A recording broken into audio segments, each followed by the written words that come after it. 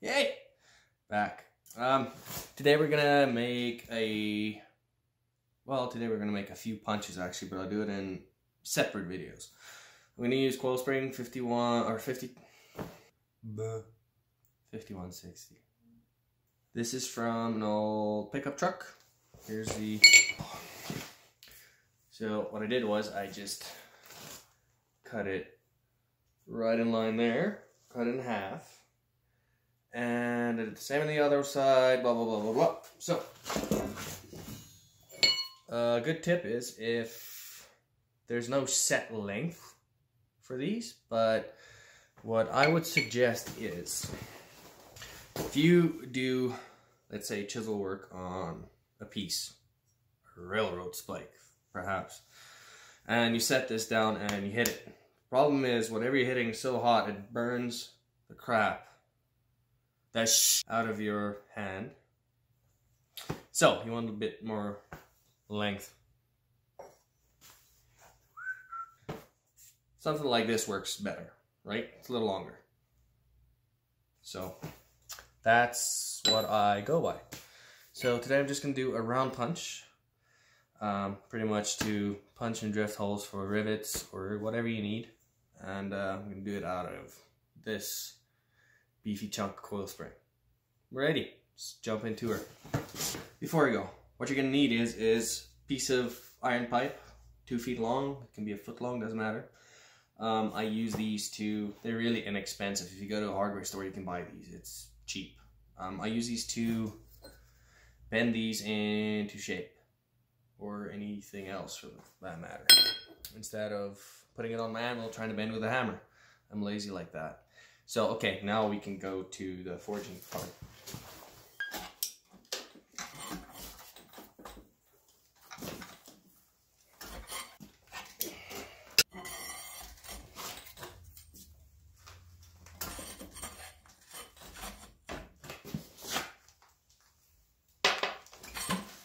Ta-da!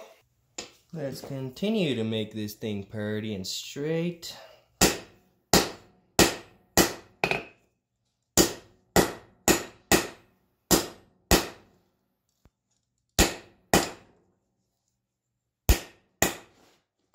What I want to do is, I'm going to make it fancy, right? I'm gonna draw this out into a taper, the working end. I'm gonna draw out the backside, the striking end, and in the middle, I'm gonna put in a nice little twist. Yes, let's do that. See, the reason why I want to make it all pretty and put a twist in is, I have a bad tendency of using my punches as a drift, and I should stop doing that. So I'm gonna put a nice little decorative twist in it, and it's gonna look pretty.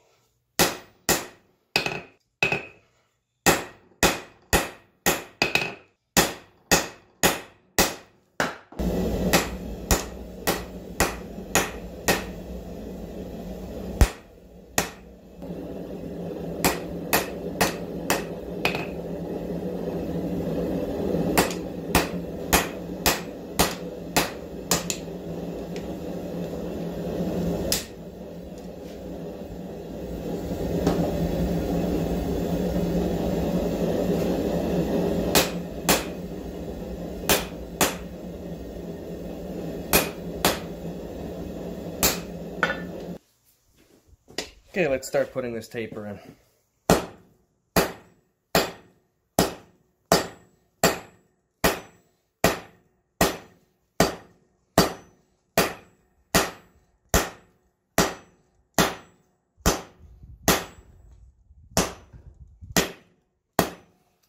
Okay, so I'm using my almost like just over 4, almost 5 pound hammer here, because this is some hard stuff to move.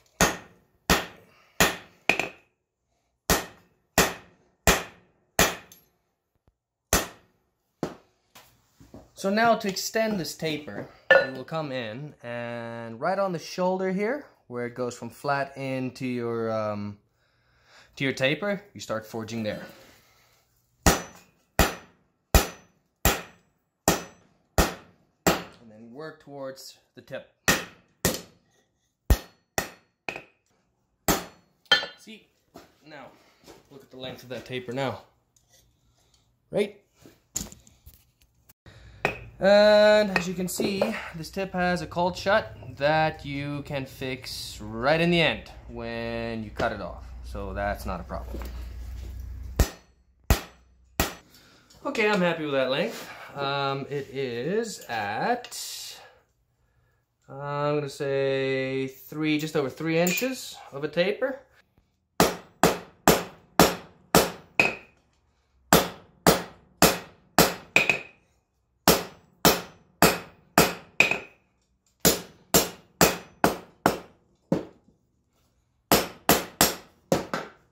See, it's almost round already.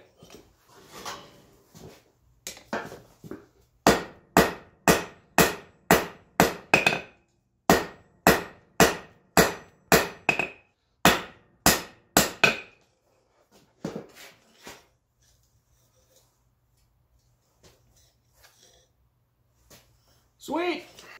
So these shapes are an octagon, nonagon, decagon, a triacontagon, a chiliagon, and a Pokemon. Kidding about the last one. So the chiliagon is 1,000 sides. Do you know who cares about that? Not this guy. So, see, this thing is pretty much round. You can now go and start hitting the other edges, and from there now just make it round. Take a small little hammer and start planishing it, turning it into a punch, pretty much. I'm going to use my little, I don't know, 2-pound hammer to start rounding this out.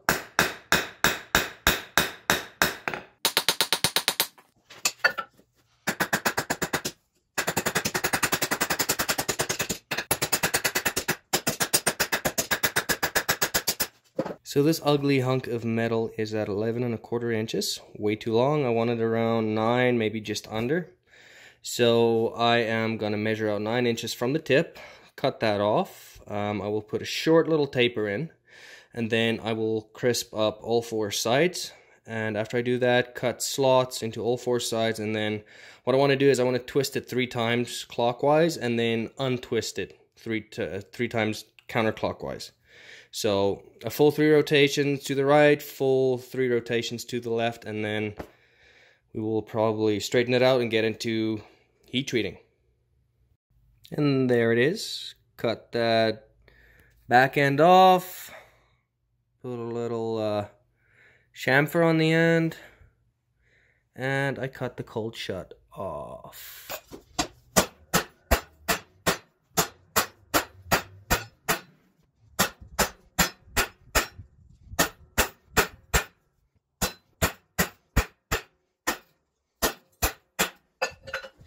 Sorry guys, I forgot to hit record, but I'm turning this now into an octagon.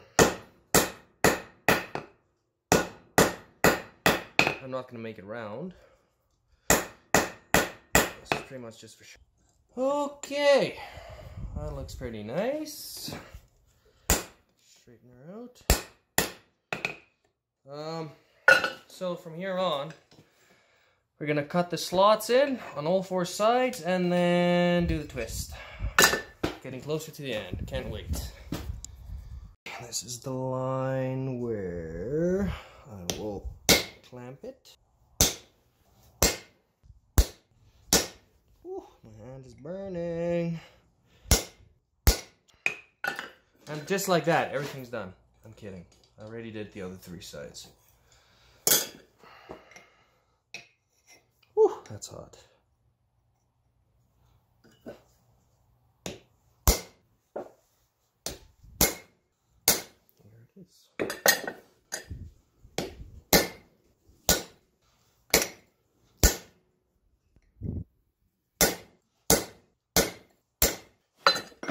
Alrighty, when you guys come back, I will be putting the twist in.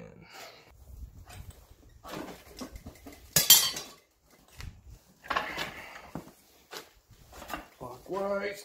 Holy crap.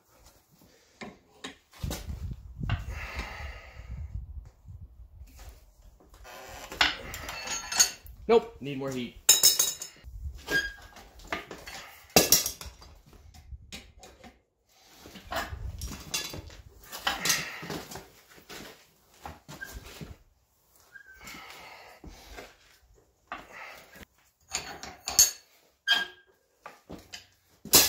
So it is now at 1.5.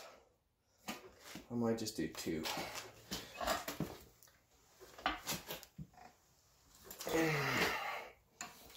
Or whatever that is. Holy cow. Okay, so what I'm gonna do now is almost kind of like the pineapple twist, where I go and beat all 4 sides flat and then chiseling another line in. I'm just gonna beat them flat and then I'm gonna untwist it. So let's get this squared up.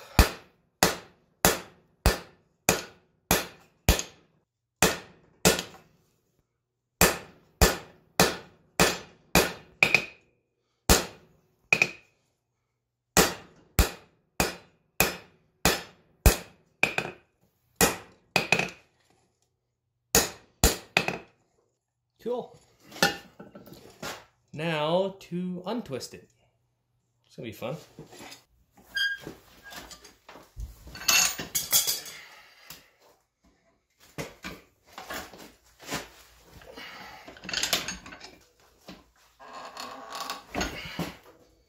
Are you serious right now? Taking too long.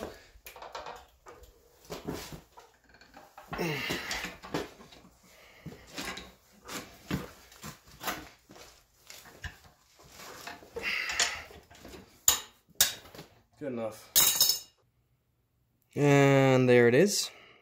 I normalized it 3 times and cleaned up the ends. What I'm going to do now is I'm going to go into the heat treat. If you look at it, it's a nice gold color. It was still nice and hot when I threw it on my sander, so that's the actual color that I want to tip. That nice straw color, maybe into the blues, maybe just a little, but that's how I want that in. So let's talk about heat treatment for a sec here. Let's say this is our punch or whatever that we need to heat treat now. You want just that part hardened, right? So when you do stick this in the oil or whatever quench medium you use, make sure you do it perpendicular to the surface of your quench medium. Some people stick it in at an angle, so what happens is you create a shear plane. So as soon as you put any kind of stress on a striking tool by hitting it from the top like that, it breaks. And that's why you get pieces that snap off. It might snap off like that, but you already made that angle when you quenched it. So when you do quench it, make sure it is straight down and level with your quench medium. Hold it there for a few seconds. This part here should still be red. When this is nice and black and cooled down, pull it out and let the residual heat temper your tool. Non-magnetic. And not all the way in. Okay, I'm going to fast forward this till this cools down a bit more.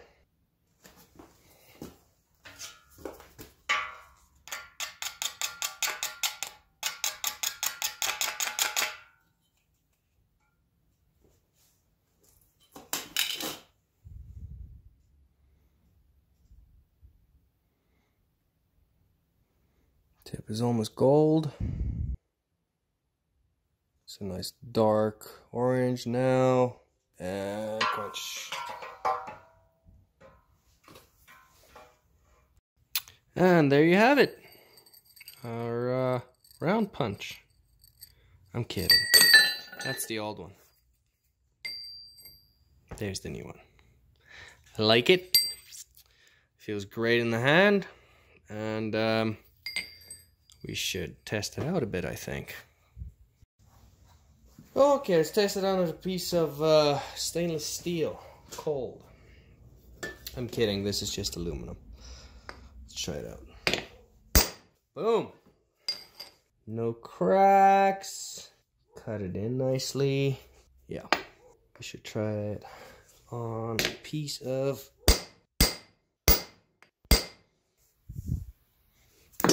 Perfect.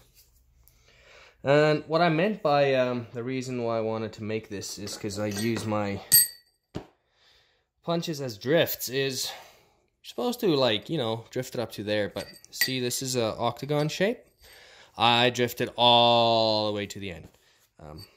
Maybe this is definitely going to stop it. Okay, let's try it on a hot piece of steel.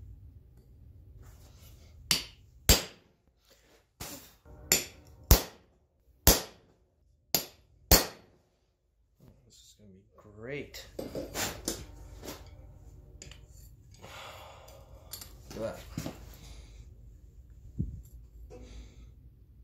Perfect cut too.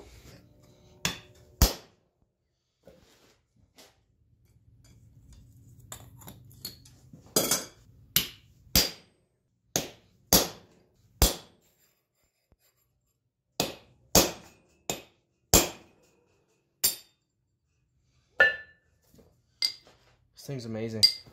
It doesn't even heat up as fast. Ha! There's the plug.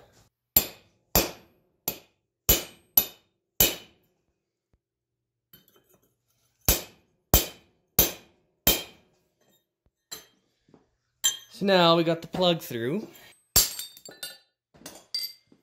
So there it is.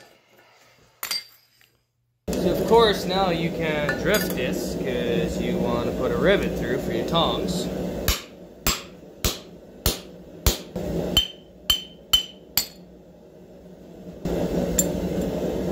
There's your rivet. And now you can rivet all this into place.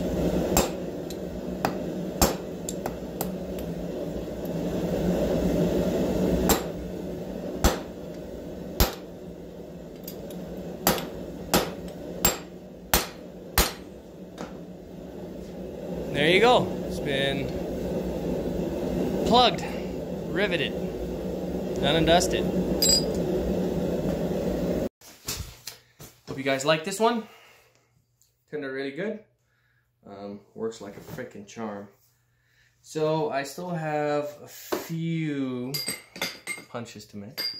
There's 4, 5, 6, 7, 8. To make a ball punch, a chisel, a slot punch, and I want to make it's a texturing punch. I'll get to it. You guys will see. So the first 3 videos I'm making now for YouTube, with the punches, is gonna replace my existing ones I have on my page from last year. They suck. It's noisy. There is really bad music in it, and I want to clean up the channel because I got 1,000 subs now, and I got flagged for music that was copyrighted on one of my videos. So YouTube removed it, but now the sound is crap. So yeah, I'm cleaning up the channel, doing new videos, and I've always wanted to make, you know, pretty tools. Functional, of course, but nice looking at least. And I did it today. The other ones are going to look a little different.